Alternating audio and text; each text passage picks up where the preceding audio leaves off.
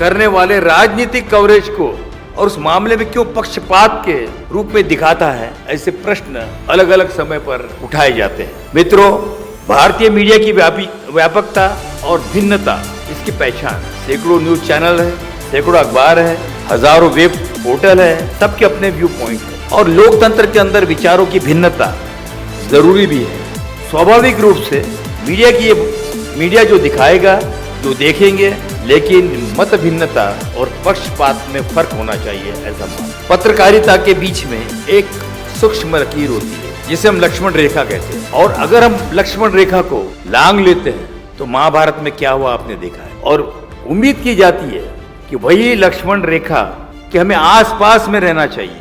जहां तारीफ करना हो वहां तारीफ करनी चाहिए, जहां पर आलोचना करना हो वहां पर आलोचना करनी चाहिए। लेकिन जब उस लकीर से मीडिया दूरी बनाने लगे तो उस समय में आप पर सवाल खड़े होने स्वाभाविक है। आज खबरें या तो सरकार के पक्ष में होती है या सरकार के विरोध में होती है।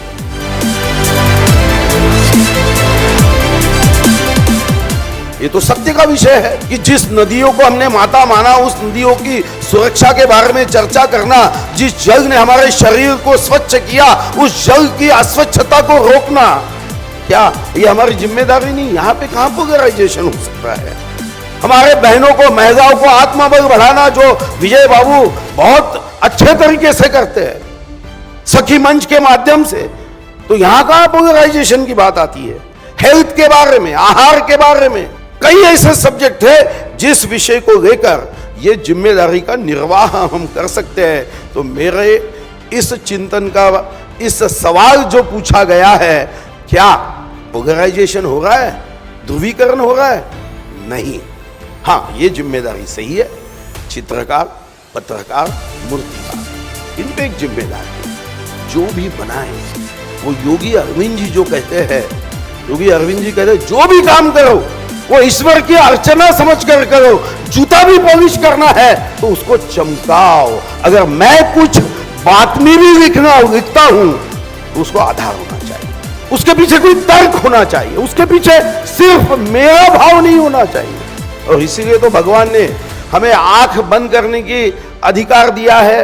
हम मुंह को बंद कर सकते हैं, कान को कभी बंद नहीं कर सकते, मगर हमारे देश में कुछ लोग विशेष रूप से उनको भगवान ने कान भी बंद करने का अधिकार दिया है।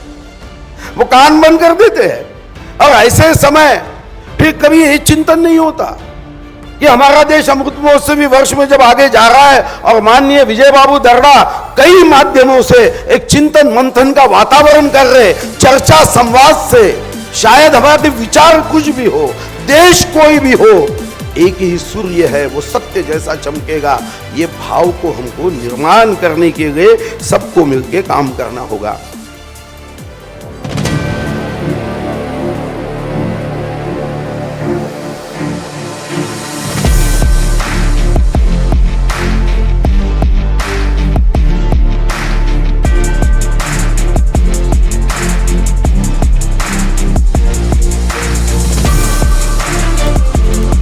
आज बहुत कुछ बदला है। अगर हम देखें पिछले एक दशक में तो बहुत कुछ बदल गया है। मैं कई बार देखता हूं कि आजादी के समय उससे पहले ऑल इंडिया रेडियो की एक अपनी भूमिका थी, अखबारों की अपनी एक भूमिका थी, फिर कहीं ना कहीं टेलीविजन का युग आया, ब्लैक एंड व्हाइट से लेकर कलर तक का युग आया। लेकिन इंटरनेट के आने के बाद तो ऐसा लगता है कि हर कोई पत्रकार बन सकता, या जो ऐसी खबर जो कहीं किसी गाँव में शायद कोई मीडिया वाला भी नहीं पहुंच सकता था, आज सोशल मीडिया के जमाने में वो ट्रेंड करती है और बड़े से बड़े चैनल में भी वो अपनी एक ब्रेकिंग न्यूज बनने का अवसर पाते। तो चुनौतियां हम सबके सामने आई, तो क्या ऐसे समय मीडिया पोलराइज्ड हो सकता है या नहीं हो सकता? लेकिन एक सवाल यहां पर जरूर खड़ा होता है कि आखिरकार मीडिया की भूमिका क्या, और ये कौन तय करेगा कि भूमिका क्या?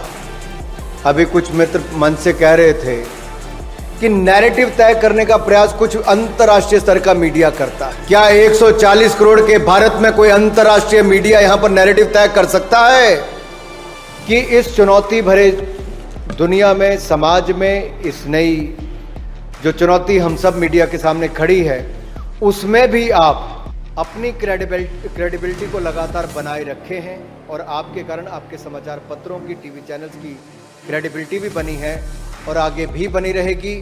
और लोकमत समूह ने जो अपना शानदार योगदान पत्रकारिता के क्षेत्र में प्रिंट, इलेक्ट्रॉनिक सब तरफ किया है, उसके लिए मैं आपका बहुत बहुत आभार देता हूं, आपको बहुत बहुत बधाई देता हूं। और मुझे तो इस बात का फ़ायदा हुआ कि विजय जी और मैं, हम लोग एक ही स्टैंडिंग कमेटी में थे इंफॉर्मेशन टेक्नोलॉजी की, और उसमें इंफॉर्मेशन ब्रॉडकास्टिंग भी था, टेलीकॉम भी था, आईटी भी था, बाकी भी डिपार्टमेंट थे। और ये बहुत पढ़ लिख कर पूरे इंडस्ट्री का फीडबैक लेके उसमें विजय जी आते थे। कोई मीटिंग ऐसी नहीं थी कि विजय जी के पास हर विषय पर नोट ना हो। केवल सांसद बने, एक बहुत बड़े समूह के मालिक हैं, मीडिया हाउस के मालिक हैं, इसलिए नहीं, ये अपना योगदान उस कमेटी की बैठक में भी उतनी ही गंभीरता के साथ करते थे। और बहुत सारी चीज़ें मैंने 5 वर्षों में जो उस समय इंफॉर्मेशन ब्रॉडकास्टिंग डिपार्टमेंट के जो चैलेंजेस है जो वहाँ पर देखे, तो मुझे शायद अपने 1-1.5 वर्ष में उसमें थोड़ा काम करने का उसमें फ़ायदा भी मिल पाया। श्रीमान अनुराग सिंह ठाकुर जी से निवेदन करती हूँ कि वे डॉक्टर विजय दर्डा जी को हम सबकी ओर से सम्मानित करें।